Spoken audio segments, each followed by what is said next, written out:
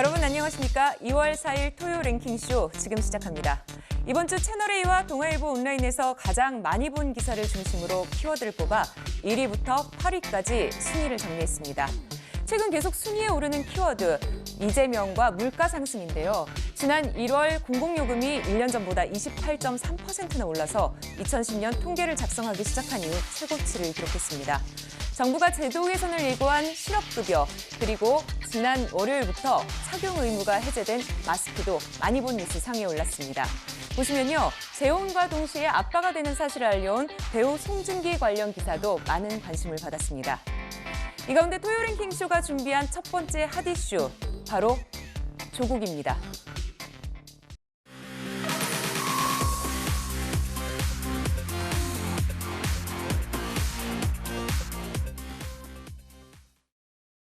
윤석열 총장님은 보고를 하지 않으시고 또한 엄정하게 수사를 하실 거라고 믿습니다만은 저는 저 가족 관련해서 일체 보고를 하지 말 것을 지시할 것입니다. 그 결과에 따를 것입니다.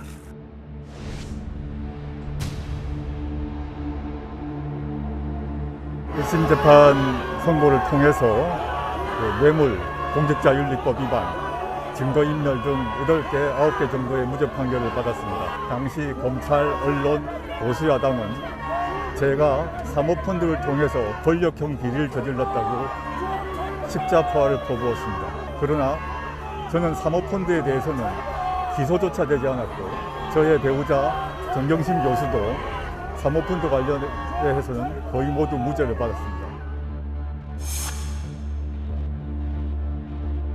유죄가 난 부분에 대해서는 보다 성실하고 진솔하게 2심에 항소하여 무죄를 다투겠습니다.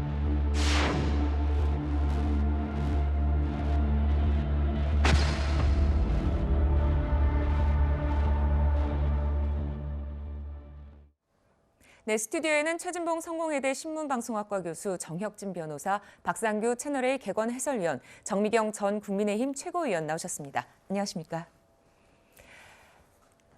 앞서 보신 것처럼 자녀 입시 비리와 청와대 감찰 무마 혐의 등으로 재판에 넘겨졌던 조국 전 법무부 장관, 1심에서 징역 2년의 실형을 선고받았습니다. 재판에 넘겨진 게 2019년 12월이니까 약 3년 2개월 만에 첫 판결이 나왔는데요. 정혁진 변호사님, 원래 이 정도로 시간이 걸리는 그런 겁니까? 이렇게까지 시간이 걸리면 안 되죠. 네. 그 조국 전 장관에 대한 수사는 2019년 8월 달에 시작이 됐거든요. 네. 그런데 기소는 2019년의 마지막 날 12월 31일 날 기소가 됐어요. 그런 다음에 3년 한 2개월 정도가 걸린 건데, 제가 봤을 때 형사사건 이렇게 길게 끄는 건 말이 안 된다라고 생각을 하는데, 왜 이렇게 길어졌느냐? 네. 크게 두 가지 요인을 볼 수가 있는 게, 첫 번째는 재판부가 조금 이상했어요. 왜냐하면 재판부가 담당 부장판사가 휴직을 했거든요. 예. 그러면서 이제 몇 달이 그냥 넘어갔고, 또 하나는 코로나 영향이 사실은 있었습니다. 그래서 네. 2020년이나 그럴 때 전면적으로 재판이 중단된 경우도 있었기 때문에. 그런데 재판이 이렇게 길어지게 된 가장 큰 이유는 재판을 굉장히 끌었어요. 끌었다고 하는 게 증인을 많이 신청을 해가지고, 네. 제가 일일이 한번 딱 세봤더니 53번인가 4번인가 재판을 그 정도로 이렇게 많이 했거든요. 평소는 어느 정도 합니까? 이런 경우에는? 뭐 아무리 많이 해도 간단한 사건 같은 경우는 뭐 10번 이내, 네. 그다음에 뭐 다 자백하고 그런 사건이면은 뭐 한 두어 달이면 끝나는 경우도 있고, 그런데 네. 이렇게 3년씩이나 끌었던 것은 굉장히 중요한 사건이긴 했어도, 그래도 어쨌든 이제 결론이 났는데, 그 결론의 결과는 무엇이냐? 가장 중요한 혐의가 뭐 10몇 가지가 있다라고 언론에 나와 있지만, 크게 따지면은 자녀의 입시 부정과 그다음에 감찰 무마 사건인데, 둘 다 거의 100%, 한 90% 이상 유죄가 나왔기 때문에 조국 전 장관 입장에서는 굉장히 난감한 입장이 될 것 같고, 다행히 이제 법정의 구속은 면했지만, 하지만 이 법정 구속이라고 하는 게 항소심 가고 대법원까지 가가지고 이게 확정이 되면, 대법원에서 확정이 되면 그때는 법정 구속을 안 할 수가 없는 상황이 되거든요. 네. 그래서 그때까지 또 이제 쉽지 않은 그러한 시간을 보내지 않을까 하는 생각이 듭니다. 네, 검찰은 징역 5년을 구형했고 1심 재판부는 징역 2년을 선고를 했습니다. 조 장관이 기소된 혐의를 크게 나눠보면요. 딸과 아들의 입시를 위한 문서 위조와 행사, 그리고 장학금 명목으로 한 금품 수수, 민정수석 당시 특정 인사에 대한 청와대 감찰을 무마했다는 직권남용 등입니다. 혐의에 대한 세부 판결 내용을 보면요. 조국 전 장관의 딸 입시 비리 혐의는 모두 유죄를 받았습니다. 하지만은 조국 전 장관의 아들 입시 비리 혐의는요, 일부 무죄가 나왔고요. 그리고 법원 판단 중에 장학금을 부정수수했다는 것은 뇌물수수는 아니고 청탁금지법에서 유죄가 나왔습니다. 사모펀드 비리와 관련해서는 모두 무죄였고요. 또 유재수 전 경제부시장에 대한 감찰 무마에 대해서는 일부 무죄가 나왔습니다. 조 전 장관의 주요 혐의와 관련한 궁금증을 질문으로 저희가 풀어보게 좀 쉽게 만들어봤습니다. 먼저 첫 번째는요. 딸과 아들의 고교 시절부터 지속적으로 입시 자료를 위조했나입니다. 여기에 대해서 조국 전 장관은 논란이 됐던 당시에는 이렇게 해명했습니다. 아들이 인턴 증명서, 예정 증명서가 활동 증명서를 보면 여기 인턴십 활동 증명서에도 활동 예정 사항이라는 표시가 돼 있어요. 제가 이 예정 증명서나 활동 증명서를 작성한 적이 없습니다. 저희 아이들이 없는 활동을 하고 없는 서류를 제출한 것이 아니란 것입니다. 센터에 가서 활동을 하고 증명서를 받아서 학교에 제출했던 것이고, 로스쿨과 의학전문대학원 입시 제도를 장관 가족이 농락했다. 우리 국기마저도 문란하게 한 그 심각한 범죄가, 비리가 이 안에 들어있다. 그리고 그 수법이 또한 지능적이고 대범할 뿐만 아니라 그 내용도 다른 학생의 자리를 빼앗는 매우 탐욕스럽고 추악한 그런 범죄 아닌가. 저는 이런 강한 의혹을 지울 수가 없어요. 절대 동의할 수가 없습니다. 동의할 수가 없습니다. 네, 정미경 전 최고위원님 어떻게 보셨습니까? 이제 가장 기억에 남는 게 그 동양대 표창장 사건이었던 것 예. 같아요. 그 딸이 이제 의전원 갈 때 네. 그 허위 인턴 확인서인가 그거와 함께 이제 제출한 거였거든요. 네. 그러니까 다 아시겠지만 이제 진중권 그 전 교수가 동양대 예. 교수가 이 사건으로 인해서 완전히 이제 그 입장이 바뀌어가지고 예. 그 조국의 반대편에 서서 사실은 이제 얘기를 하기 시작한 사건이었잖아요. 네. 그런데 이제 그 부분에 대해서 드디어 법원이 그 판결을 내준 겁니다. 이 부분에 대해서 이거는 허위였다. 동양대 표창장. 네. 저는 이거 굉장히 기억에 남을 거라고 생각을 하고 있고요. 네. 그다음에 그 딸 의전원에 관련된 거는 이미 허위 인턴 확인서도 이 부분도 법원이 함께 허위다라는 걸 판결해 준 거고요. 네. 그다음에 이제 아들 부분입니다. 사실은 딸만 너무 부각되었고 그 당시 이제 아들 부분은 재판할 때 이제 많이 얘기가 나왔던 거였는데요. 서울대 이제 인턴십 활동 증명서 그 아들에 대한 예. 거 그 부분도 이제 유죄 판결이 난 거죠. 허위였다는 게 입증이 된 거고요. 예. 그다음에 이제 그 외국 대학 온라인 시험을 과연 이 그 조국 부부가 대신 시험 보는 그런 여러 가지 얘기들이 나왔었잖아요. 예. 그 부분에 대해서도 이제 확실히 그 이제 판결을 해준 거죠. 그러면 결과적으로 그 아들, 딸에 대한 그 입시 부분은 어떻게 보면 조국 부부가 농락한 거죠. 대한민국의 입시 제도를. 사실 입시 제도는 굉장히 민감한 문제이기도 민감하고 하고요. 엄청나게 예. 예민한 부분이죠. 네. 더군다나 이제 지식인 부부가 그렇죠. 어떻게 보면 가장 지능이 높은 사람들이 이런 범죄를 저질렀다는 거에 대해서 사실 이제 국민들께서 어떻게 바라보실지 이제 그런 부분도 있고요. 저는 이 사건이 그 법원에서 3년이 걸렸다는 것 자체가 네. 좀 약간 황당하다는 생각이 들어요. 왜냐하면 보통의 경우에는 재판 이렇게 안 해줘요. 판사들이 그 증인도 많이 안 불러줍니다, 사실은. 네. 다 이렇게 끊어요. 이거는 이렇게 해서 끊고 저거 끊고 해갖고 재판을 이렇게 오래 하지를 않고요. 원하는 대로 재판 다 안 해줘요. 조국 씨였기 때문에 원하는 대로 재판 다 이 증인들을 불러갖고 재판을 해준 것만 해도 이건 특혜입니다. 저희가 볼 그렇게 때는. 볼 수 있나요? 네. 그다음에 두 번째는 뭐냐면 이게 구속이 조국 씨는 구속이 안 됐잖아요. 예, 그렇죠. 불구속 상태로 이게 재판을 받을 수 있는 정말 보통의 경우라면 다 구속된 상태에서 재판을 받았을 거예요. 왜냐하면 그 증거인멸 우려가 굉장히 높으니까요. 그럼에도 불구하고 그런 모든 걸 봐주면서 구속되지 않은 상태에서 재판을 했기 때문에 지속적으로 저는 증거인멸 시도가 있었다고 봐요. 그래서 그럴 수도 있다는 개인적인 판단이신 개인적인 거죠? 판단이죠. 예. 그러니까 그런 모든 거를 사실 법정에서 증인 그 이름으로 이걸 갖다가 그 재판을 했기 때문에 재판이 길어질 수밖에 없었다. 그다음에 이제 마지막으로 가장 중요한 건데 다 아시겠지만 김미리 재판장이요. 네. 김명수 대법원장이 이 사건을 김미리 판사에게 맡깁니다. 네. 재판을 하게 하는데 계속 질질 끌죠. 그러다가 급기야는 뭘 했냐면 갑자기 돌연 휴직을 해버립니다. 아까 정혁진 변호사께서 말씀하신 그 예. 판사 그래서 이 거죠? 사건이 네. 질질 끌게 되는 그런 배경이었고요. 그 사이에 얼마나 많은 어떻게 보면 가짜 증언과 가짜 증거들이 이건 제 추측입니다. 네. 많이 법정위에 올라갔을까 그런 생각들을 하면서 좀 착잡하다 그런 생각이 들어요. 네. 최진봉 교수님, 조 전 장관이 이제 서울대 공익인권법센터 여기 인턴십 활동 예정 증명서를 허위 발급을 했다. 여기에 대해서 업무방해 혐의로 법원이 유죄를 내렸습니다. 그렇다면은 이 교수님의 입장으로서 이렇게 본인이 재직하는 학교에서 이렇게 허위로 받을 수 있나?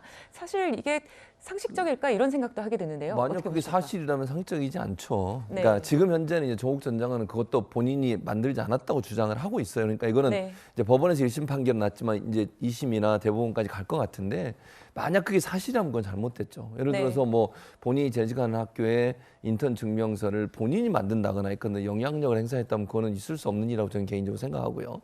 근데 인턴을 하고 정상적으로 받았다면 문제가 없는 거죠. 뭐 예. 자기 아버지가 교수로 있는 학교라 하더라도 정상적인 인턴 활동을 하고 정상적으로 받았다면 문제가 없지만 혹시나 그런 일이 없었는데 그랬다면 그건 문제가 된다고 봐요. 다만 이제 지금 현재는 의견이 충돌하고 있는 상황인데 법원은 1심 판결은 일단 이거 문제가 있는 걸로 본 거 아니겠습니까? 그래서 근데 이게 보니까 아들 그 입시 비리 관련해서 업무방해 혐의는 유죄인데 사문서 위조하고 그다음에 위조 사문서 행사는 무죄가 나왔어요. 예. 그래서 이 부분도 이제 들여다볼 필요가 있다고 생각이 들고요. 그래서 앞으로 이제 또 2심에서 이걸 가지고 다툴 것 같아요.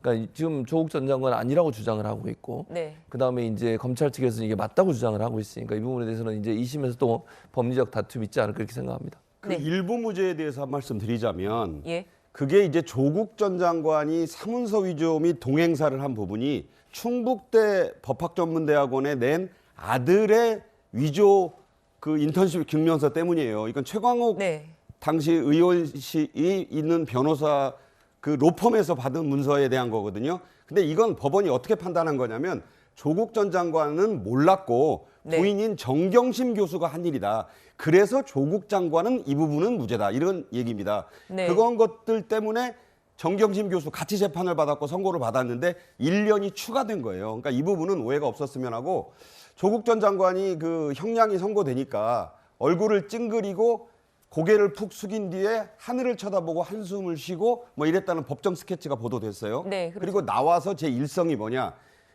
이 사건과 관련이 없지만이라고 본인이 얘기를 합니다. 그러면 사모펀드 얘기를 해요. 네. 그래서 그 부분은 내가 무죄를 받았다는 걸 집중 부각합니다. 근데 이 사건은 이 선고의 가장 중요한 의미는 그게 아니에요.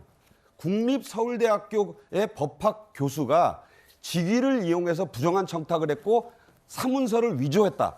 국립서울대 법대 교수의 부적절하고 불법적인 처신은 유죄다 이겁니다.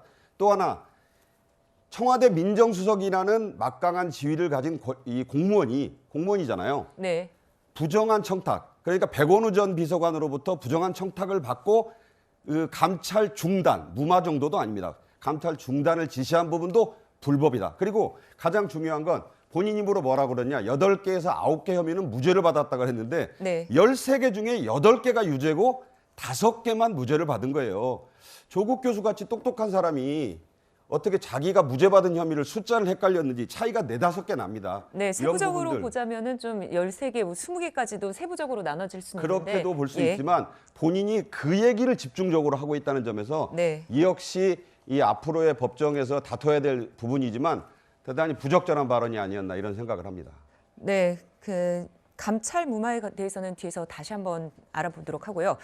재판부는 또 이 조 전 장관이 이 아들의 위조 문서들을 2018년도 1학기 고대, 연대, 대학원 입시에 활용했다 이렇게 판단을 했습니다. 3년 전에 인턴 증명서를 어디에 제출했는지에 대한 질문에 대해서 조 전 장관은 이렇게 얘기했습니다. 영상으로 보시죠.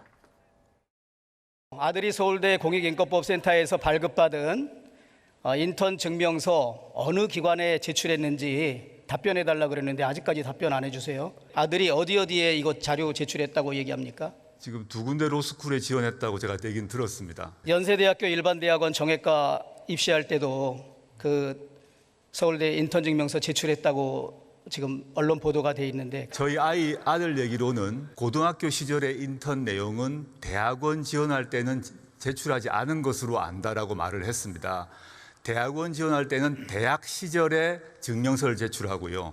대학 지원할 때는 고등학교 시절 걸 제출하는 것으로 안다라고 저한테 얘기한 바 있습니다.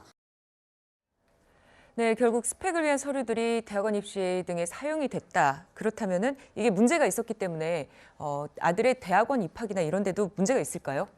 당연합니다. 왜냐하면은 네. 이제 각 그 학교마다 뭐 최진봉 교수님도 교수님이시지만은 그 학교에 그런 규정이 다 있을 거고요. 예. 학교 규정을 떠나가지고 우리나라 고등교육법에 34조의 6에 어떻게 규정이 되어 있냐면은 만약에 대학교 총장이 어떤 학생이 학교에 입학할 때 부정한 행위를 하면 입학을 취소할 수 있다가 아니고 네. 하여야 한다, 머스트로 이렇게 규정이 되어 있는데 예. 대표적인 부정 행위가 뭐냐면은 위조나 변조가 된 서류를 제출하는 거거든요. 그러니까 뭐 그게 얼마나 영향을 미쳤는지는 볼 것도 없이 만약에 서류를 위조해가지고 제출했다. 그러면은 무조건적으로 이거 그 입학을 취소해야 되는 거거든요. 그렇기 때문에 만약에 연세대 대학원에 그러한 그 서류를 위조한 서류를 제출했다라고 하면 그럼 입학은 취소되어야 될 것이고 마찬가지가 아마 그 조민 씨 관련한 뭐 의전원이나 이제 그런 문제랑 거의 뭐 똑같은 것인데 예. 이번 판결도 그랬지만 지난번 정경심 교수 판결에서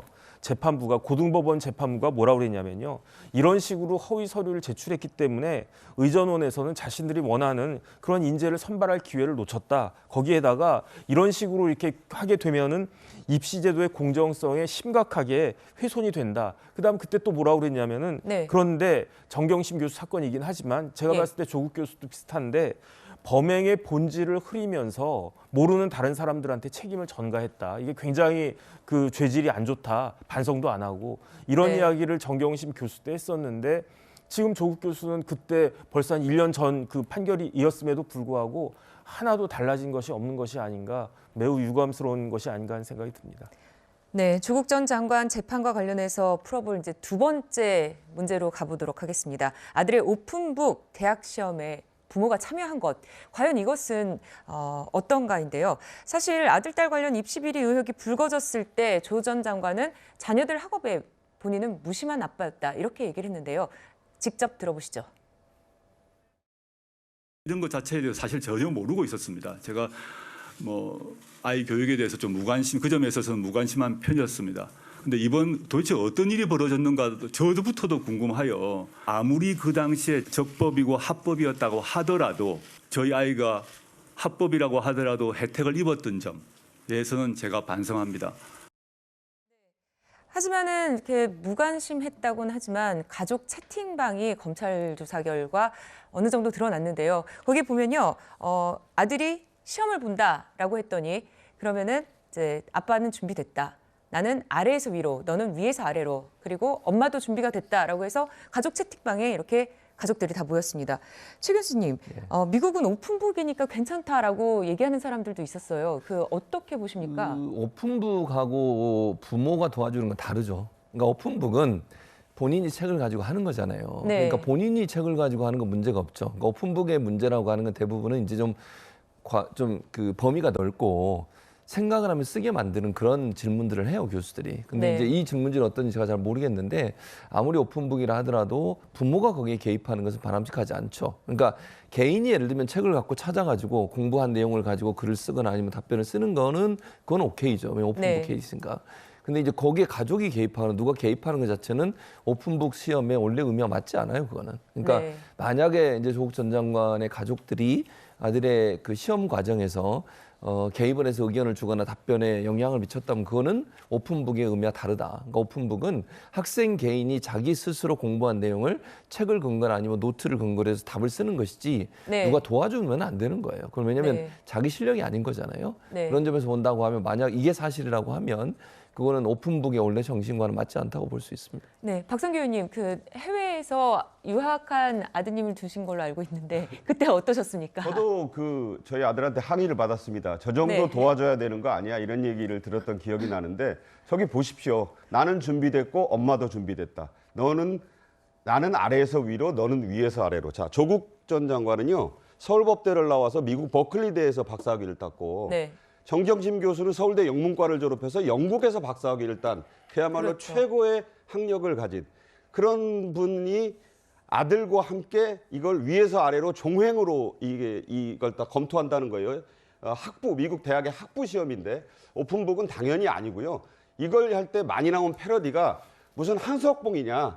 나는 뭐 떡을 썰 테니 너는 뭘 해라. 뭐 이런 비유도 나오고 그랬어요. 저렇게 이잡듯이 할 경우에 저거 A 나왔습니다. 네. 그 A 나온 거에 대해서 다들 미국 입시를 아는 사람이나 모르는 사람이나 간에 야 부럽다. 저렇게까지 도와줄 수 있나? 이런 생각을 해서 그때 참 그 아빠 찬스의 아주 그 끝판왕이다 이런 얘기가 나왔었는데 대단히 부적절한 거죠. 오픈북이라는 건요. 모든 사람이 공정하게 같은 레퍼런스 할 수 있는 책이나 참고서를 한 공간에서 놓고 오프라인으로 치르는 게 오픈북이에요. 저건 네. 오픈북이 아닙니다. 네, 수감 중인 정경심 전 교수도 아들 입시 비리랑 관련해서 1심에서 징역 1년이 추가됐습니다. 정민균 의원님, 이 부분은 어떻게 봐야 될까요? 이제 저 부분은 사실은 이제 그 따로 이 분리가 된 상태로 사실 재판이 되었기 때문에 그러는 네. 건데요. 지금 이게 공범이에요. 정경심 조국 부부가요. 근데 저는 이 정경심 씨도 교수고 그 조국 씨도 교수잖아요. 그렇죠. 이 교수 부부가 어떻게 보면 학생들을 가르칠 때 그 정직해야 된다. 이 정직이라는 게 사실은 기본 아주 당연하게 그 학생들이 교수들을 바라볼 때 그냥 당연한 듯이 아 교수님은 정직하겠거니 거짓말을 하지 아니하겠거니 이렇게 보통 생각을 하거든요. 예, 선생님이니까 그게 바탕이 보통 깔려 그렇죠. 있는 거예요. 네. 선생님이기 때문에. 그런데 이 교수 부부가 민낯을 어떻게 보면 다 보여준 겁니다. 더군다나 그 대리 시험을 쳐줘놓고 그걸 오픈북이라고 변명할 때 저는 과연 학생들이 저걸 보고 어떻게 생각을 할까? 저 정도 되면은 사실은 그냥 잘못했다고 고개 숙이고 국민께 드릴 말씀이 없습니다. 이렇게 나와야지 정상이거든요. 근데 그걸 오픈북이라고 얘기하고 있고 지금도 자기네들은 잘못이 하나도 없다 그러고 그다음에 그 검찰이 수사를 한 게 아니고 사냥을 하는 거다. 이런 네. 식으로 계속 검찰을 공격하고 있고 그러면 이번에 법원에 대해서는 어떻게 공격을 하겠습니까? 법원이 재판을 한 게 아니다. 뭐라고 한 거다. 뭐 이렇게 얘기를 할지 제가 볼 때는 이 정도 되면 너무 부끄러워서 얼굴을 들 수가 없을 정도 일인데 계속 이런 식으로 한다는 게 지금 말이 안 되는 거고요. 네. 이번에 그 정경심 교수는 아들 입시 비리가 조국 씨 재판에서 같이 공범이었기 때문에 저렇게 된 겁니다. 네. 또 검찰은 조국 전 장관의 딸 조모 씨가 받은 장학금 600만 원이 뇌물이다 이렇게 주장을 했었는데요. 조국 전 장관 2019년 불법이 아니라는 해명을 내놨었습니다. 당시 화면 보시죠. 이미 부산대 의전원에서 공식 발표를 했습니다. 그 장학금의 지급에 전혀 불법이 없었다라는 점을 발표했다는 걸 확인해 보시면 될 것 같습니다. 제가 저 아이의 장학금에 관련해서 제가 연락을 했다거나 부탁을 했다거나 있다면 문제가 될 것입니다. 성적과 관계없는 장학금이란 것이 있습니다. 낙제를 해서 저희 아이가 학교를 그만두려고 했기 때문에 격려 차원에서 줬다라고 그분이 말씀하시고 계신 걸 제가 보았습니다. 네. 그러니까는 결국 뇌물은 아니었다라고 결과가 나왔는데 박상규 의원님, 하지만은 청탁금지법에서는 문제가 된다라고 법원은 보지 않았습니까? 사실 이 부분이 무죄냐는 것을 우리 법조인 두 분 패널께서 말씀을 또 자세히 하시겠지만 그 부분이 관심이었는데 뇌물이 되려면 직무대가성이 인정이 돼야 되는데 이제 재판부에서는 네. 그것은 아니고 다만 청탁금지법 흔히 우리가 말하는 이제 그 김영란법 위반 소지는 있다라고 인정이 된 거잖아요. 네. 근데 저 부분은 이번에 이제 조국 교수는 당연히 항소해서 성실하고 진솔하게 자신의 무죄를 좀 더 다툴 거다 이렇게 얘기했잖아요. 근데 검찰도 당연히 항소를 하고 이번에는 어떤 거냐?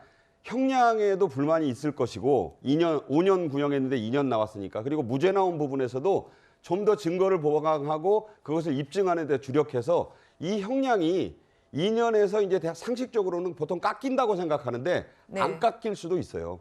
그러니까 이 항소심 결과는 또 한 번 이제 여론과 그 모든 사람들의 주목을 받겠는데 저는 그 노환중 당시 부산의료원장의 저 부분이 뇌물이냐 아니냐도 2심 재판의 중요한 쟁점이 될 것이라고 그렇게 예상을 합니다. 네, 정혁준 변호사님, 고위공직자로서 저렇게 청탁금지법을 위반했다. 이렇게 지금 판단을 했는데요. 거기에 대해서 어떻게 보십니까?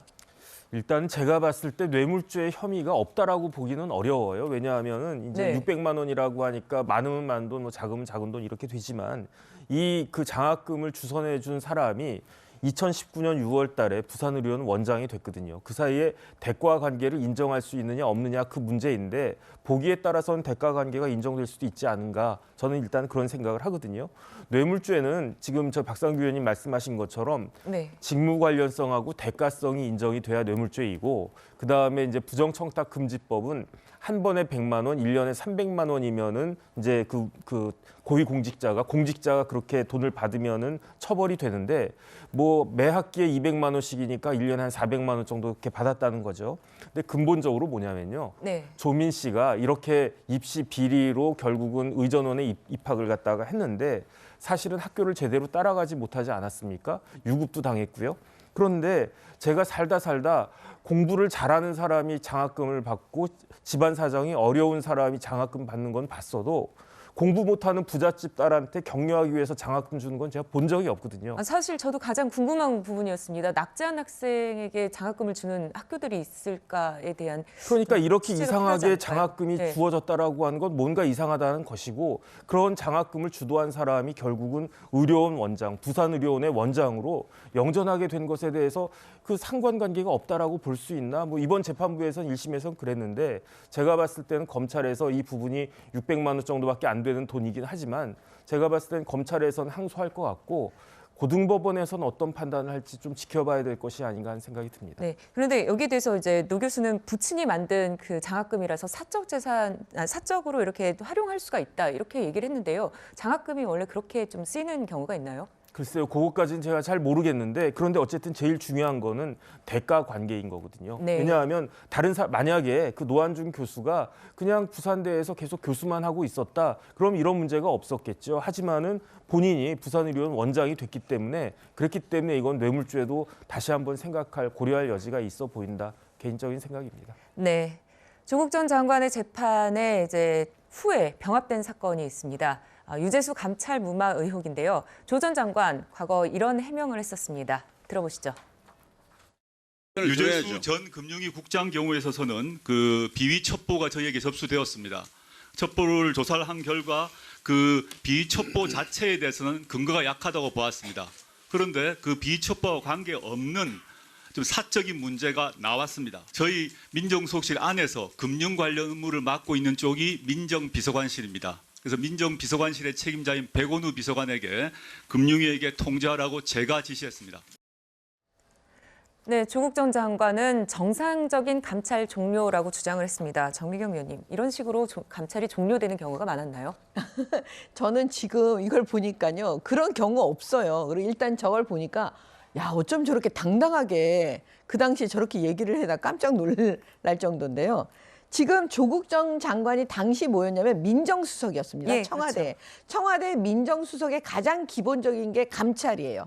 감찰. 네. 그런데 이 감찰에 대해서 지금 청와대 특감반에서 올린 겁니다. 지금 유재수 전 그 부산시 부시장이죠. 그렇죠. 그 네. 사람이 이제 금융위에서 이제 감찰, 그러니까 말하자면요, 뇌물 받은 여러 가지 이제 일들이 올라왔겠죠. 그러니까 그 부분에 대해서 이제 감찰을 시작하려고 하니까 그거를 갖다 중단시킨 겁니다. 더군다나 본인이 지금 얘기하고 있잖아요. 100원으로 시켜가지고 자기가 하지 못하게 했다. 거의 뭐 그런 방식인데 너무나 네. 떳떳하게 말하고 있는 거예요. 그래서 사실은 김태우 전 수사관이 이거를 폭로를 했습니다. 그래서 이제 이 사건이 언론에 나기 시작했고 그래서 이제 많은 사람들이 알게 되는데요. 결국 이번 법원에서 이 부분에 대해서 이건 직권남용으로 지금 유죄 판결을 해준 겁니다. 네. 근데 그 정도 되면은요. 이게 지금 형이 징역 2년이면 너무 약한 거예요. 만약에 저는 조국 씨가 아니었으면 저는 이거는 한 징역 5년, 지금 검찰에서 구형한 그 정도, 구형도 구형량이 저는 높다고 보지 않거든요. 그러면 구형도 굉장히 낮게 해준 것 같은데 그거에 대해서 법원의 그 형량이 너무 작은 거예요. 그래서 이 부분은 아마 항소심에서 다시 한번 짚어볼 수가 있다고 보고요. 지금 그 백원우 전 비서관에 대해서도 징역 10월이 지금 함께 나왔거든요. 네. 그리고 그 유재수는 이미 대법원에서 확정 판결 다 받았습니다. 뇌물 사건으로. 그러면 결과적으로 그 뇌물 사건에 대한 감찰을 중단하게 한 거 잘못이다. 이렇게 이번에 법원에서 판결한 겁니다. 네, 현재 조국 전 장관의 입시 비리 혐의에는 최강욱 민주당 의원이 그리고 감찰 무마 폭로에는 지난해 서울 강서구청장에 당선이 된 김태우 전 수사관이 연관돼 있습니다. 두 사람 모두 재판 중에 있는 상태인데 정혁진 변호사님, 그럼 이런 경우에는 이분들까지도 영향을 받게 될까요? 영향이 있을 수밖에 없고요. 그다음에 네. 이제 김태우 이제 구청장 되셨죠. 네. 김태우 구청장도 그렇지만 최광욱 의원 같은 경우에는 이게 여러 가지 문제가 있는 겁니다. 왜냐하면 저는 개인적으로 어떻게 생각을 하냐면 최광욱 변호사가 그 인턴 증명서를 그 자기 사무실의 인턴 증명서를 그냥 써줬어요. 그런데 그게 이제 잘못됐다는 거였죠. 네. 그리고 난 다음에 최광욱 변호사가 어떻게 됐습니까? 청와대에서 가장 핵심적인 민정수석실에 가장 핵심적인 공직 그 비서관으로 발탁이 됐잖아요. 이거는 대가 관계가 없는 것인가? 원래 그 뇌물죄라고 하는 거는 단순히 돈뿐만 아니고 여러 가지가 포함이 될 수 있는 것인데 네. 그런 의심이 사실은 되는 거고요. 또 하나는 뭐냐면 최광욱 그 의원에 대한 왜 대법원 재판이 아직까지도 선고가 되지 않는지 저는 그것도 굉장히 의문이거든요. 그 이미 이제 고등법원까지 다 끝나가지고 대법원에서 기록만 보고 선고만 하면 되는데 왜 이런 걸 질질 끄는지 그런 부분들도 있고. 그런데 어쨌든지 간에 요번에 1심이긴 하지만 조국 그 전 장관에 대한 혐의가 유죄로 나왔기 때문에 그다음에 이제 정경심 교수 관련해가지고 그랬기 때문에 이 부분에 대해서도 아마 영향이 크지 않을까 하는 생각이 듭니다. 네, 조 전 장관의 유죄 판결에 대해 국민의힘은 사필 규정이라는 말도 아깝다면서 또 민주당의 사과를 촉구하고 있고요. 야권에서는 별다른 입장을 내놓지 않고 있습니다. 최진봉 교수님, 야권의 입장은 어떻게 나와야 될까요? 지금 상황에서는 뭐 특별히 입장을 내기가 어려운 상황일 거예요. 저는 그렇게 생각을 하고 일단 네. 뭐 재판을 지켜봐야겠죠. 2심하고 대법원까지 지켜봐야 될 것 같고. 왜냐하면 사실 그 지난 대선 과정에서도 이 조국 전 장관 관련된 여러 가지 이슈들이 대선에 악재로 작용했던 건 분명하고요. 예. 그런 상황에서 민주당이 특별히 입장을 내는 것 자체가 상당히 부담스러울 겁니다. 지금 상황에서는. 다만 네. 조국 전 장관 측에서 뭐 부인하고 있는 부분이 있기 때문에 그런 부분들을 민주당이 또 인정할 수는 없는 거고요. 그래서 네. 다툼이 있는 법정 다툼에 있어서 2심과 대법원까지 모든 결과가 나오면 아마도 입장을 내지 않을까 그렇게 생각이 됩니다. 네, 박상기 의원님. 네. 흔히 이 사태와 관련해서 많이 나온 말이 조국의 강을 건넜다 이 말이잖아요. 네. 이 말이 원래는 무슨 말이냐면 카론의 강이라는 게 있습니다. 고대 그 신화에 보면 지옥으로 건너가는 강을 모든 인간의 영혼은 건넌다. 그 지옥의 뱃사공 카론이 저어주는 배를 타고 그 강을 건너면 이승의 일을 다 잊어버린다는 그런 전설이 있는 바로 그 카론의 강에서 조국의 강이란 말이 나온 거예요. 자, 민주당은 오늘 오후 3시 반에 서울 숭례문 인근에서 대규모 이재명 대표를 방탄하기 위한 그런 집회 시위를 예고하고 있습니다. 네. 자, 모든 당력을 현재 이 장외투쟁에 점력하고 있는데 조국 사태에 대해서는 어떠한 공식 논평이 한 줄도 지금까지 안 나오고 있어요. 조국의 강을 건너서 다 잊어버렸는데 굳이 당에서 이 문제를 거론해서 투쟁 전선을 분산시킬 필요가 없다는 그런 판단도 있는 것이고 조국 수호를 자처했던 의원들도 SNS 등의 본인의 개인적 의견은 좀 나타내는 것 같지만 거대 정당이 4년간 이 논쟁이 뜨겁게 일었고 강력한 주장을 했던 이 사안에 대해서 아무 말도 하지 않고 있는 것. 조국의 강을 건너고 싶을 겁니다. 제 생각은 그렇습니다. 네, 정혁진 변호사님, 앞으로 좀 재판 상황을 더 지켜봐야 하지만요. 이번에 구속이 되지 않은 이유에 대해서 궁금해하시는 분들도 많습니다. 그래서 원래대로 하면 사실은 실형, 뭐 집행유예가 아닌 실형이 선고가 됐을 때 법정 구속되지 않는 경우는 굉장히 드물어요. 그런데 아마 이제 재판부에서도 얼핏 그 이야기를 한 것 같은데 재판부에서는 사실은 조국 전 장관에 대해서 2년을 선고를 하면서도 굉장히 죄질이 좋지 않다 이렇게 준엄하게 꾸짖었으면서도 법정 네. 구속은 하지 않았거든요.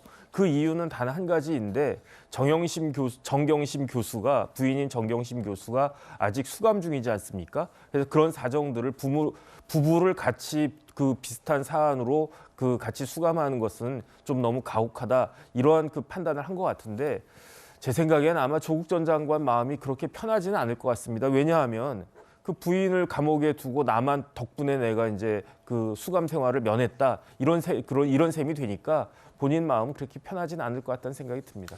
네, 조국 전 장관의 1심 결과 얘기는 여기까지 해보고요. 저희는 두 번째 한랭킹으로 가겠습니다.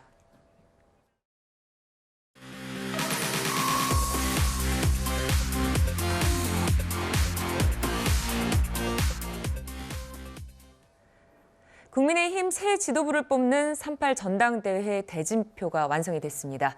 당대표 후보로는 9명, 최고위원 후보로는 18명이 출사표를 던졌는데 이른바 윤심이 이번 전당대회의 최대 화두라는 얘기가 나오고 있습니다. 정미경 의원님, 이번에 최고위원 출마를 하셨는데 네. 진짜 그런가요? 네, 맞습니다. 네. 네, 윤심에 대해서는 좀 당내 분위기가 어떻습니까? 사실은 이제 이번 지도부는 어떻게 보면 대통령과 함께 이제 우리가 여태까지 야당하다가 이제 네. 집권 여당이 돼서 이제 치르는 전당대회예요. 네. 그러니까 이제 대통령의 마음과 어떻게 보면 이번에 탄생되는 이 지도부는 특히 당 대표는 마음이 같아야죠. 그래서 네. 이제 총선을 치를 때도 잡음 없이 이제 가야 되는 어떻게 보면 그런 사명이 있는 지도부예요. 왜냐하면 총선은 이번에 반드시 이겨야 윤석열 정부의 성공을 담보하는 거기 때문에 지금 민주당이 국회를 장악하고 있기 때문에 어떻게 보면 정부가 쓸 수 있는 법과 예산을, 돈을 네. 지금 사용할 수 없는 여러 가지 경우에 지금 부딪혀 있습니다. 예. 민주당이 껌껌이 발목을 잡고 있기 때문에 그렇거든요. 그러면 기본적으로 대통령의 뜻은 어디 있느냐 이런 부분에 대해서 당원들이 생각하지 않을 수가 없습니다. 그래서 이제 윤심 이런 얘기가 나오는데요. 진정한 대통령의 뜻이 무엇인지 그거를 당원들이 과연 어떻게 받아들일지 그게 어떻게 보면 관전 포인트입니다. 네. 김기현 안철수 의원이 대표 후보로 나오면서 양강 구도가 뚜렷해지고 있습니다. 그러면서 윤심 논쟁 더 가열되고 있는데요.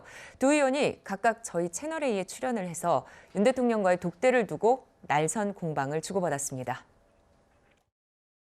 아무리 직을 맞지 않더라도 또 네. 뒤에서 조종할 수도 있지 않습니까? 네. 그래서 그런 여러 가지 국민 내 불안감을 해소시켜 줄 수 있는 그런 정말 방책이 있다면 네. 그거까지도 내놓아야지만 된다. 저는 그렇게 생각하고 있죠.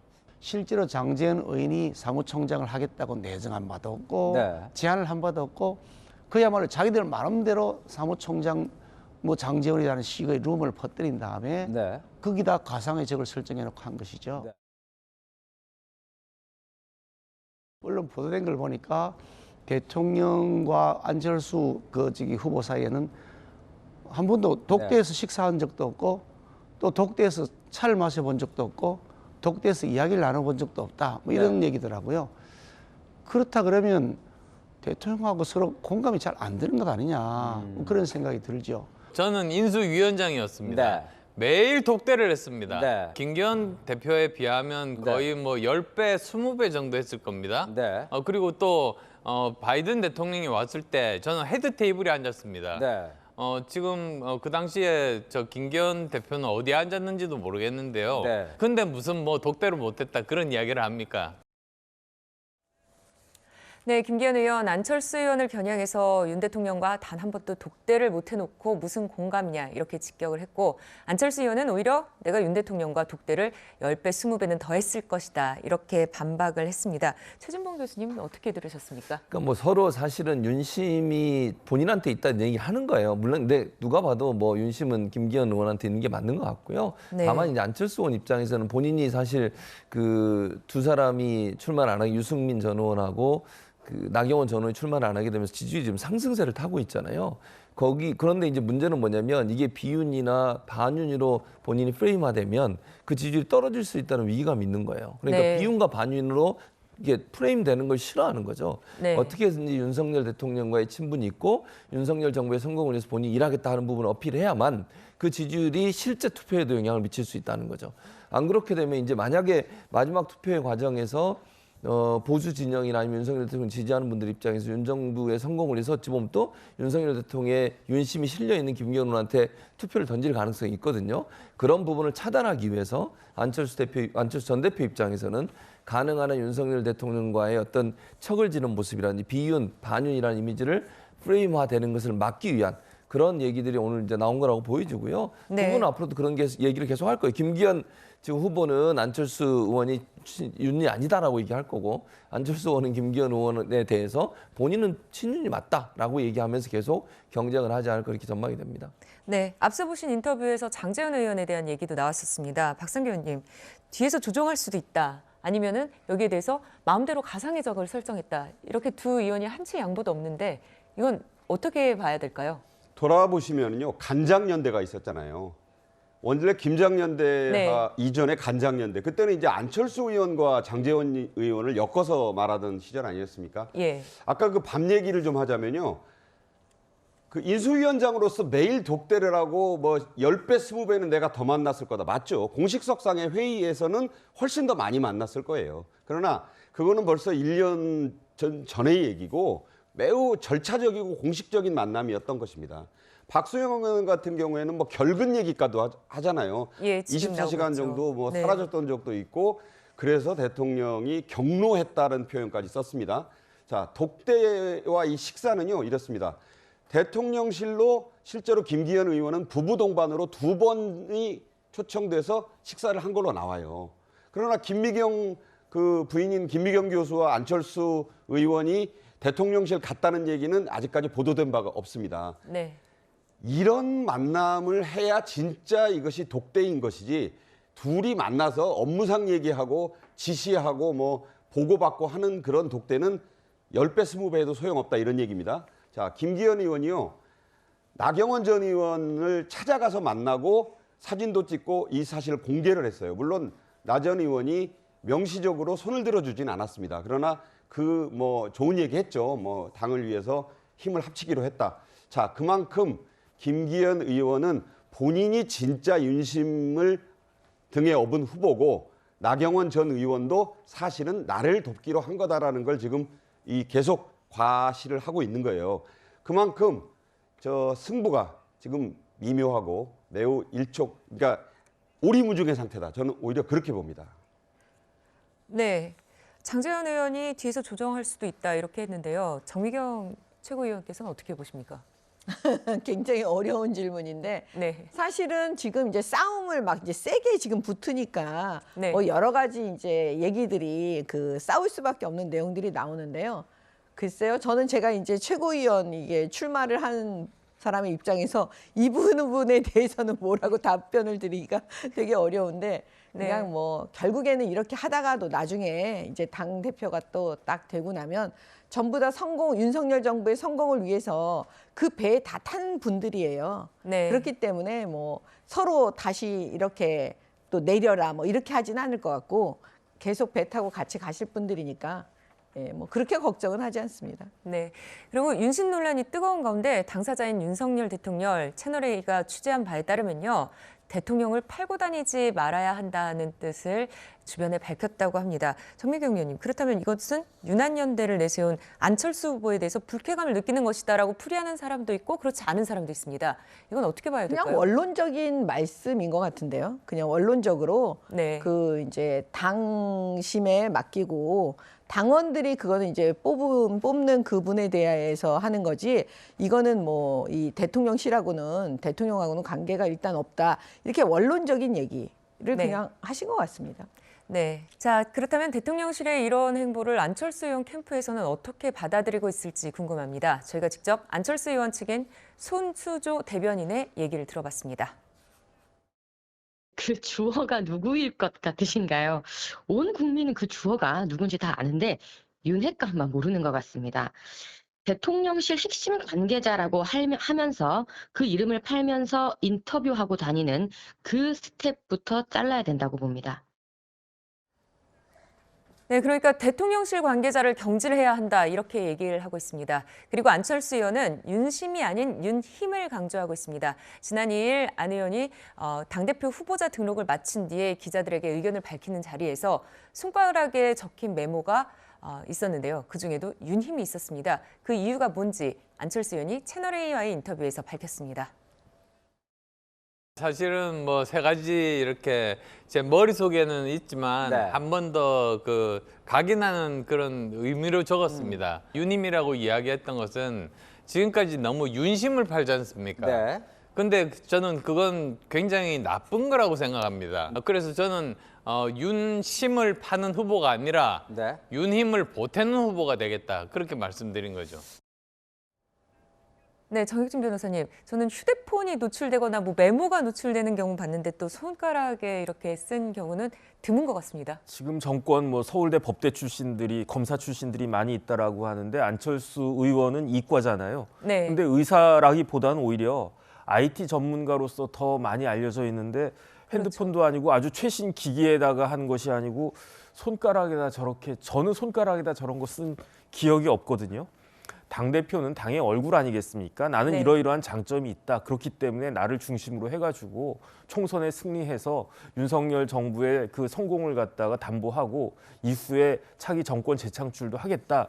이렇게 당당하게 이야기를 해야지 대통령 뭐 윤심 이런 거에 기대는 것은 저는 어떤 생각이 드냐면 조금 전에 조국 전 장관 케이스도 이야기를 했었지만은 왠지 그냥 아빠 찬스를 쓰는 것 같은 그런 느낌이 들거든요. 내가 이렇게 해야 되는데 내가 아니고 내 뒤에 누가 있다. 이런 식으로 사람들이 이야기하는 거를 과연 그런 사람들을 당대표로 얼마나 많이 당원들이 생각하실지도 모르겠고 네. 그걸 떠나가지고 중요한 거는 당대표가 되는 것이 중요한 게 아니고 당이 잘 되는 것, 그 당이 이제 총선에서 승리하는 것 이게 중요한 거 아니겠습니까? 그 이후까지도 생각할 줄 아는 그러한 그 후보들이 잘 됐으면 좋겠다는 게 개인적인 바람입니다. 네, 유님을 강조하는 안철수 의원을 향한 이른바 친윤계 의원들의 공개 비판도 이어지고 있습니다. 들어보시죠. 안철수 후보가 그 위중한 2달밖에 안 되는 인수위 시절에 24시간 잠적을 한 적이 있었습니다. 공직을 맡았는데 24시간 가출을 하고 잠적을 한다 하는 것에 대해서 굉장히 그 분개를 하셨고요. 사실 나경원 케이스하고 똑같은 겁니다. 우리 7월 8월 달에 혼란스러울 때 우리 안 대표님께서는 해외에 계시면서 심판하는데 몰입했습니다. 거기서 유불리를 따졌습니다. 또 그리고 최근에 이태원 사고 났을 때 아니 당에 중진 되시는 분이 행안부 장관을 교체를 하는 게 옳다. 그걸 언론에 대고 해임해라 이렇게 요구하는 것은 국정 운영을 발목 잡고 내부 분란을 야기하는 행위라고 볼 수밖에 없었기 때문에 네, 나경원 의원과 똑같은 케이스다. 뭐 국정 운영에 발목을 잡는다. 이런 발언까지 나왔는데 안철수 후보 측 입장도 들어보겠습니다. 해도 너무하십니다. 윤 대통령이 신년 인사회에서 직접 윤심은 없다고 하셨습니다. 이 윤 정권의 성공이 윤핵관만의 전유물은 아니지 않습니까? 당원 중에 반윤은 없고요. 계속 이렇게 누군가를 잘라내기 하는 그런 전당대회보다는 보듬고 함께 가는 그런 화합의 전당대회가 되었으면 좋겠습니다. 네, 친윤계 의원과 또 안철수 후보 측의 얘기까지 들어봤는데요. 최진봉 교수님, 당대표 자리를 놓고 여당이 상당히 날카롭습니다. 앞으로 더 그럴 것 같아요. 제가 볼 네. 때는 두 양측의 대결이나 양측의 공격이 더 심해질 것 같고요. 근데 전 이제 이런 것 같아요. 안철수 후보 측에서는 윤핵관과는 대결 구도를 하지만 윤석열 대통령과는 어쨌든 척을 지는 모습을 절대 보이지 않을 겁니다. 그런 전략으로 할 것 같은데 그게 이제 상당히 딜레마에 빠질 수 있어요.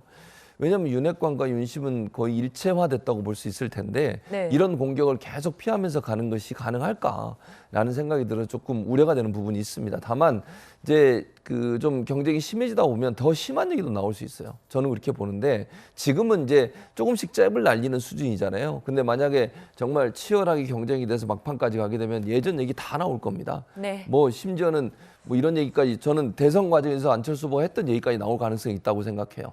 그러면서 이제 몰아붙일 가능성이 있는데 근데 저는 이제 한편 이런 생각도 들어요. 윤핵관들이 저렇게 너무 세게 밀어붙이면요. 반발을 사가지고 도리어 안 좋은 영향을 미칠 수도 있어요. 그러니까 적당히 해야지 이 경쟁 관계 어쨌든 같은 당의 경쟁 관계인데 한 측이 다른 측에 대해서 정말 선을 넘는다고 표현할까요? 이런 부분이 드러나게 되면 당심도 일정 부분 움직여서 우호적이지 않은 쪽으로 투표할 가능성도 있다. 그래서 윤핵관들이 너무 심하게 안철수 후보를 밀어붙였을 때는 본인들이 원하지 않는 형태로 결과가 나올 가능성도 있다는 점도 기억해야 될 것 같습니다. 네, 전대국면에서 뜻밖의 장면도 나타나고 있습니다. 친윤계 핵심으로 불리는 장제원 의원은 백의종군을 선언한 이후 SNS를 닫아버렸습니다. 그런데 이준석 전 대표가 SNS를 통해서 본격적인 활동을 시작하고 있는데요. 박성규 의원님, 의미가 있겠죠?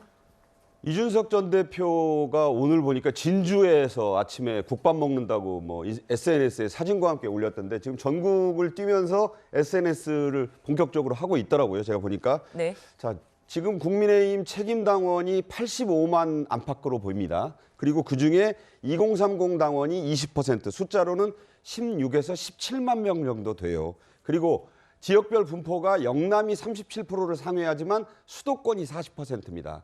따라서 이 중에 이제 누가 적극적으로 투표를 할 것이냐도 중요하지만 16에서 17만 명에 이르는 2030 당원 그리고 1년 남짓 안에 책임 당원으로 가입한 젊은 당원들의 표심이 매우 중요해졌습니다. 네. 사실 이 전당대회가요.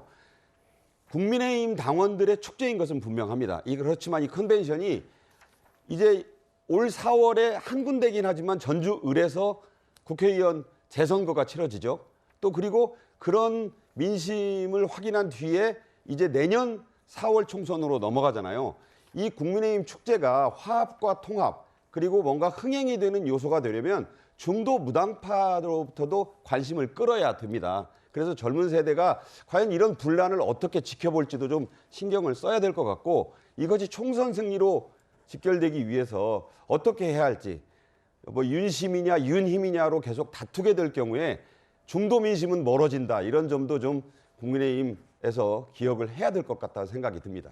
네, 방금 전에 나왔던 그 그림에서요, 뭐 친윤계가 있었고 또 친이준석계가 있었는데요. 정미경 최고위원께서는 어떻게 보십니까? 본인은 지금 안 나왔어요. 저는 사실은 이게 검사를 했던 사람들은요, 어떤 식으로든 몸에 배어 있는 게 그 사람에 충성하지 않고 조직에 충성하는 게 있고요. 네. 또 더군다나 저는 이제 군인 가족이고 군인 아버지를 뒀기 때문에 항상 나라가 먼저다라는 게 사실은 훈련된 사람이에요. 그러니까 당과 나라를 위해서 과연 그러니까 우리의 공동체를 위해서 어떤 몸가짐을 가져야 되느냐 이렇게 생각하는 건데 네. 선거는 무조건 이겨야 되는 거예요, 사실. 선거에서 졌기 때문에 국민의힘이 과거에 얼마나 많은 고통을 받았는지를 알았기 때문에 저는 지도부에 제가 들어갔을 때 항상 뭐냐면 물속에서 눈에 보이지 않는 곳에서 그 수많은 갈등과 이런 것들을 조정하는 그런 역할을 제가 했거든요. 네. 근데 누군가는 반드시 필요해요. 통합과 화합을 말로만 하는 게 아니고요. 누군가는 보이지 않는 곳에서 그 역할을 해줘야 돼요. 그 엄마 같은 마음으로 다 화합하면서 이렇게 갈등도 해주고 누구는 부족한 사람은 좀 채워주고 딱 보고 있다가 넘치는 사람한테는 조금 이렇게 옮겨달라고 얘기도 하고 이런 역할을 제가 했기 때문에 뭐 그때마다 자기 마음에 안 들면 나는 무슨 개다 뭐 이렇게 얘기할 수는 있지만 저는 사실 국민의힘 개고요. 저는 그 윤석열 정부의 성공을 위해서 누구보다도 지금 민주당과 싸우는 사람이기 때문에 어떻게 친윤이 아닐 수가 있겠어요. 그리고 우리 당원들은 다 친윤이에요. 네. 친윤 아니라 그러면 다 화내실 분들이에요. 네, 알겠습니다. 당대표 후보 등록까지 마친 국민의힘 상황 봤고요. 이 얘기는 여기까지 하겠습니다. 다음으로 넘어가겠습니다.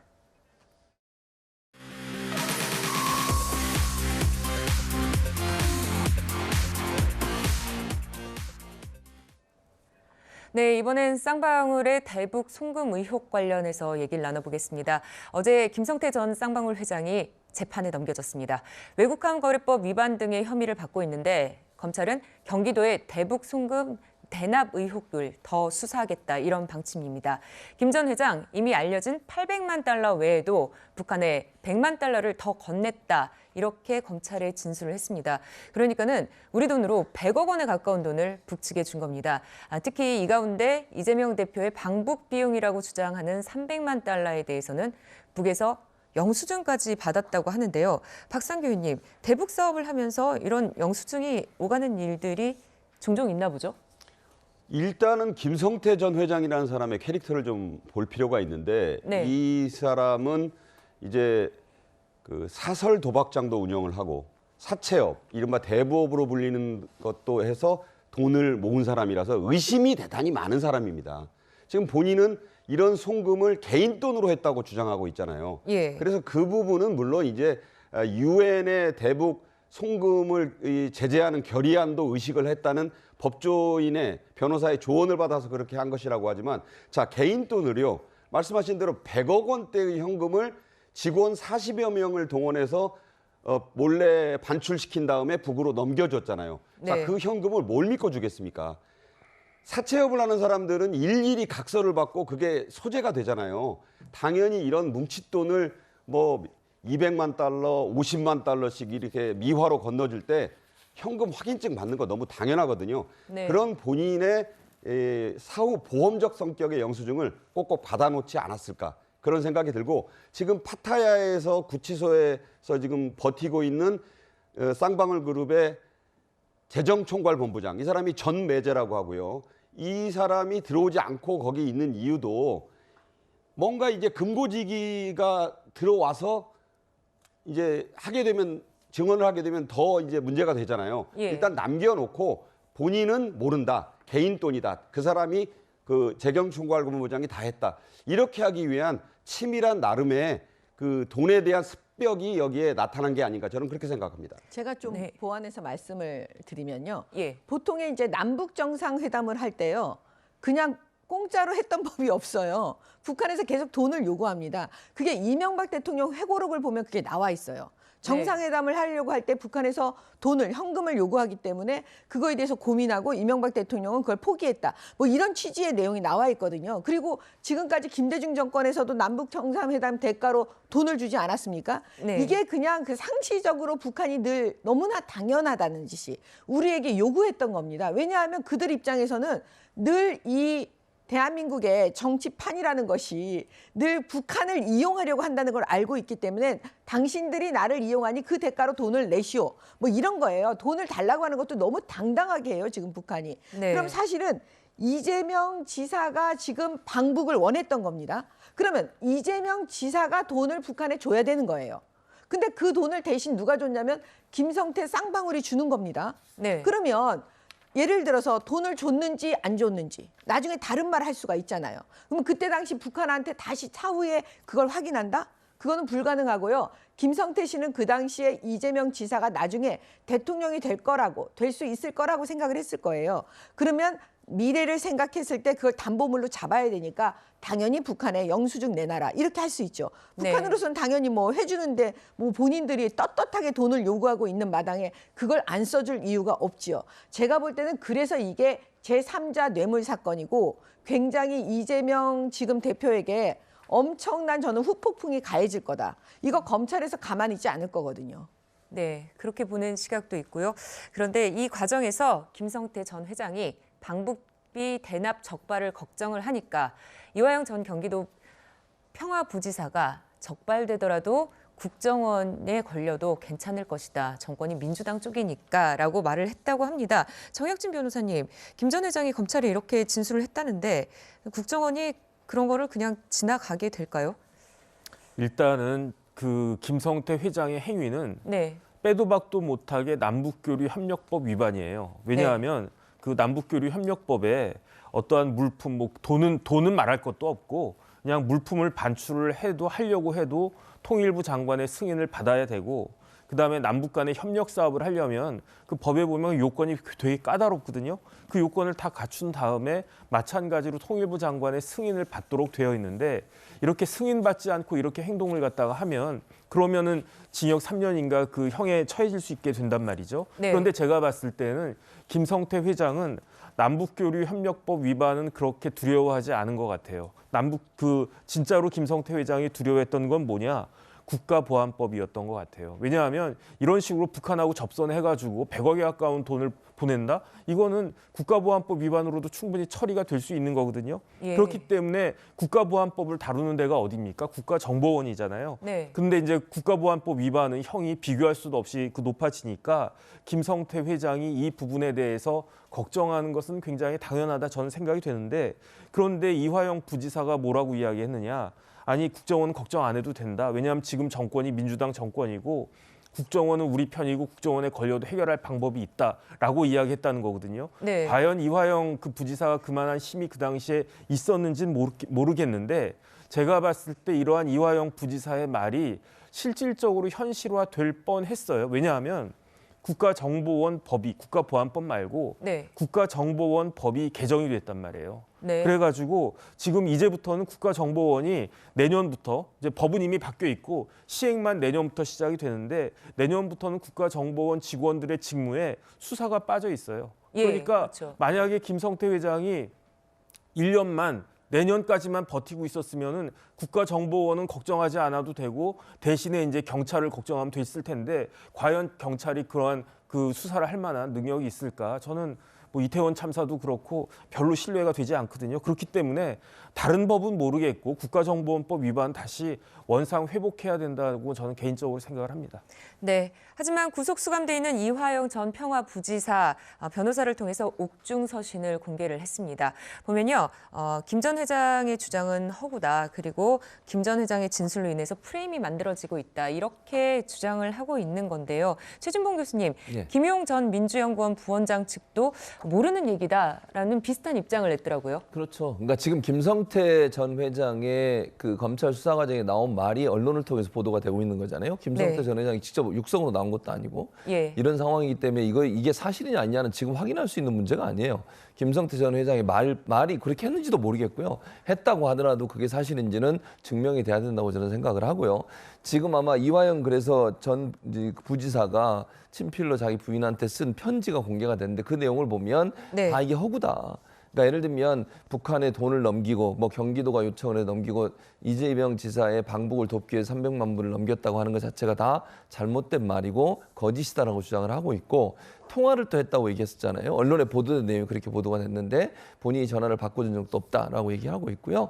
그러면서 이제 했던 얘기가 뭐냐면 안부수 아태평화협회 회장과 이 그 김성태 전 그 회장이 북한의 희토류를 수입하기 위해서 본인의 사업적 수완을 위해서 두 사람이 한 일이지 경기도가 이게 개입된 게 없다라고 지금 얘기를 하고 있어요. 그러니까 이 부분은 앞으로 이제 뭐 검찰은 수사를 그렇게 하고 있지만 의견이 완전히 충돌되고 있는 상황이고 이 안부수 회장이라는 사람과 김성태 전 회장이 정말 사업적 수완의 목적으로 그렇게 한 것인지 돈을 넘긴 게 정말 지금 그 언론에 나온 것처럼 경기도와 연관이 있는지 하는 부분은 네. 좀 더 양측의 의견을 들어서 판단해야 될 문제라고 생각을 합니다.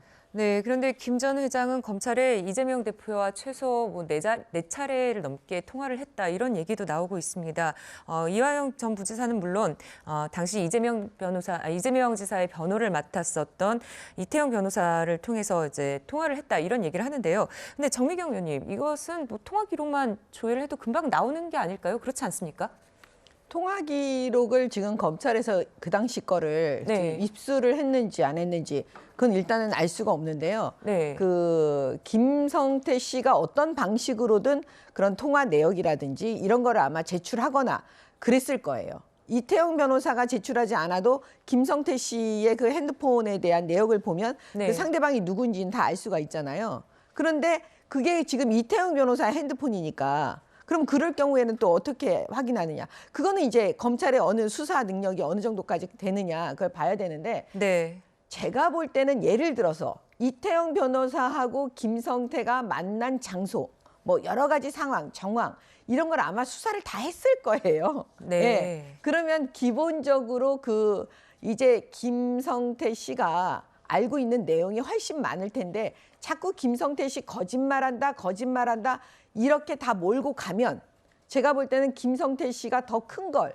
검찰에 불어버릴 수가 있어요. 네. 지금 그런 효과가 날 수 있지 않을까 저는 그렇게 보고 있습니다. 네. 김 전 회장 이 대표와의 첫 통화는 중국 선양에서 이화영 전 부지사 북측 관계자와 또 간담회를 가졌을 때라고 주장을 합니다. 이 자리에서 경기도가 내기로 했던 북한의 스마트팜 사업비가 입금이 안 됐다면서 또 북한의 조선아태위 송명철 부실장이 이 전 부지사에게 호통을 쳤다라고 진술을 했는데요. 박상기 의원님, 이 사업이 북한의 호통까지 받아가면서 진행해야 했던 그런 사업이었나요? 그럼요. 굉장히 중요한 스마트팜 사업이라는 게 북한이 네. 그 농업 문제, 식량 문제로 굉장히 그 곤란을 겪고 있어서 여기에 대한 투자를 굉장히 그 김정은 위원장까지도 챙길 정도로 핵심적인 사업이었고 저기에 경기도가 무슨 낯으로 왔느냐 나가라. 저는 낯 뒤에 단어 한자가 빠졌다고 봐요. 그 이제 속설로 말할 때 뭐 두 자로 말하는 거 있지 않습니까? 저 얘기를 한 사람이 기억이 나시죠? 김영철 경찰총국장 시절에 그 우리 방북한 기업인들에게 냉면이 목구멍으로 넘어가느냐 지금.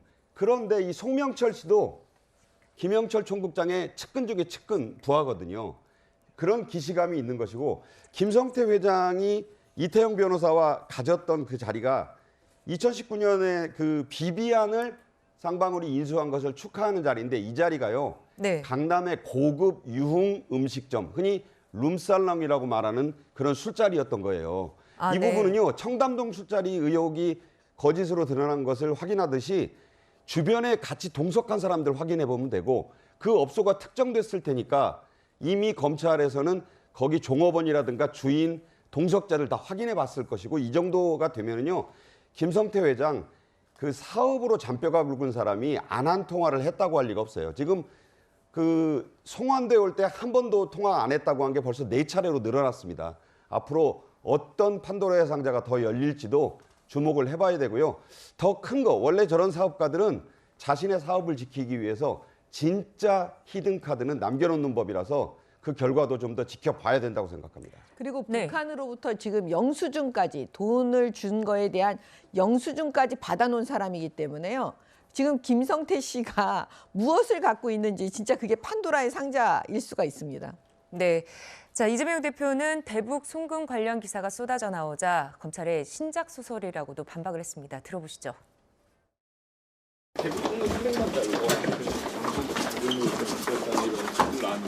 아마 검찰의 신작 소설이 나온 것 같은데 종전의 창작 실력으로 봐서 잘 안 팔릴 겁니다. 방북자금 관련해서 이화영 후지사에게 보고받으신 적 없으십니까? 참 그 소설 가지고 자꾸 그러시는 것 같아요.